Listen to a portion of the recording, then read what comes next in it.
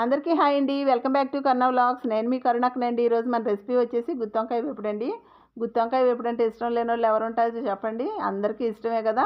సాంబార్ కానీ, రసంలోకి కానీ, పప్పుచారులోకి కానీ, దేనిలోకైనా కానీ వంకాయని మించింది లేదు కదండి. మనం ఎలా వండుకున్నా కానీ వంకాయ అన్నది ఆ టేస్ట్ సూపర్గా ఉంటుందన్నమాట.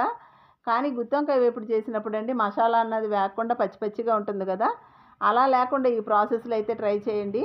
చక్కగా లోపలికంటా వేగి ఎక్కడ పచ్చి అన్నది లేకుండా ఉంటుందన్నమాట. చూసారు కదా లోపల కూడా మసాలా అన్నది ఎర్రగా ఎలా వేగిందో. ఇలాగైతే మీరు ప్రిపేర్ చేయండి ఒక్కసారి. ట్రై చేసి ఎలా వచ్చింది నాకు చిన్న కామెంట్ పెట్టండి. నచ్చితే కనుక నా ఛానల్ని సబ్స్క్రైబ్ చేసుకోండి. వంకాయలని శుభ్రంగా కడిగి మజ్జిగైతే కట్ చేసుకొని ఉప్పు నీళ్ళలో అయితే వేసి పక్కన పెడదామండి. ఇప్పుడు స్టవ్ వెలిగించుకొని ప్యాన్ పెట్టి ఎండుమిర్చి, ఎండు కొబ్బరి, అల్లం 1 ఇంచు, ఒక చిన్నులపాయ రెబ్బ ఒకటైతే పడిందండి నాకు చిన్నులపాయ. అదైతే వేసేసి చక్కగా ఎర్రగా అయితే వేయించుకుందామండి. వేగిన తర్వాత కొద్దిగా చల్లారిన తర్వాత మిక్సీ అయితే పట్టుకుందాం. కొద్దిగా కొత్తిమీర, కరివేపాకు, కొద్దిగా సాల్ట్ అయితే యాడ్ చేసుకొని మిక్సీ పట్టుకుందాం అండి. బాగా మెత్తటి పేస్ట్ అయితే చేయాలండి. బాగా మెత్తగా ఉండాలి, బరగ్గా అన్నది ఉండకూడదనమాట. మెత్తగా పట్టేసి ఒక పక్కన పెట్టేద్దాము.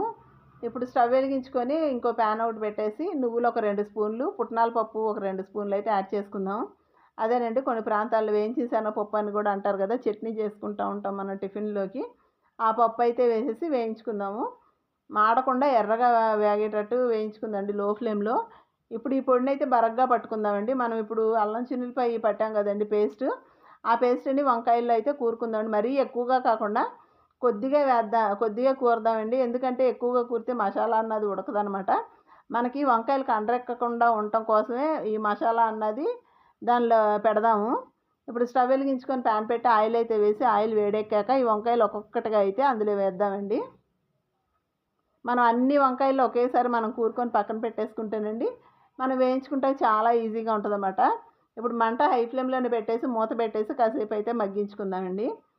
ఒక 5 నిమిషాలు మగ్గిన తర్వాత మాడక ముందే వాటిని వేరే వైపుకి అయితే తిప్పుకుందాము. ఒకసారి తిరగేసుకుంటేను అడుగంటకుండా ఉంటాయి కదా. స్టవ్ అన్నది హై ఫ్లేమ్లోనే ఉంచుదామండి స్టార్టింగ్లో. ఇప్పుడు మూత పెట్టేసి మరి కాసేపు అయితే మగ్గించుకుందాము. 2 వైపులా వేగిన తర్వాత ఇప్పుడు మరొకసారి సైడ్ కూడా ఉంటుంది కదండి వేగకుండా, అటు కూడా ఒకసారి టర్న్ చేసుకొని వేయించుకుందాం అనమాట. ఇప్పుడు మంట అన్నది లో ఫ్లేమ్లో పెట్టేద్దామండి. రెండో వైపు కూడా వేగిన తర్వాత లో ఫ్లేమ్లో పెట్టి కాసేపు అయితే మగ్గించుకుందాము. చక్కగా వేగిపోతాయండి, లోపలకంటా వేగుతాయి అనమాట. ఇలా మూత పెట్టి మగ్గించుకోవటం వల్ల హైలో కూడా పెడతాం కదా, పైనంతా ఎర్రగా వేగిద్ది, లోపల కూడా మగ్గిపోద్ది అనమాట. చూసారు కదా చక్కగా మగ్గిపోయిన. ఇప్పుడు ఒక్కొక్కటిగా అయితే తీసేసి ఒక ప్లేట్లోకి అయితే తీసేద్దాము. చిన్నగా తీద్దామండి, ఎందుకంటే ఇరిగిపోతాయి కదా తొందరగా, లోపలంతా మగ్గిపోయి మెత్తగా అయిపోయి ఉంటాయి కదా ఆల్రెడీ.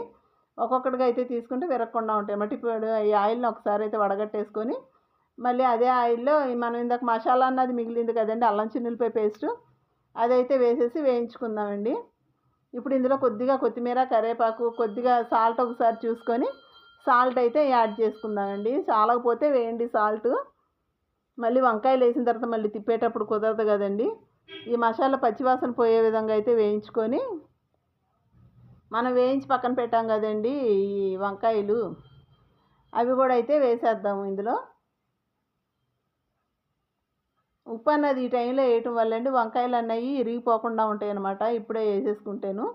కారం చాలకపోతే కారం కూడా యాడ్ చేసుకోవచ్చు. నేనైతే ఒకటి గమనించానండి, నేను ఇందులో చెక్క లవంగాయలు కానీ ధనియాలు కానీ ఏమీ వేయలేదండి.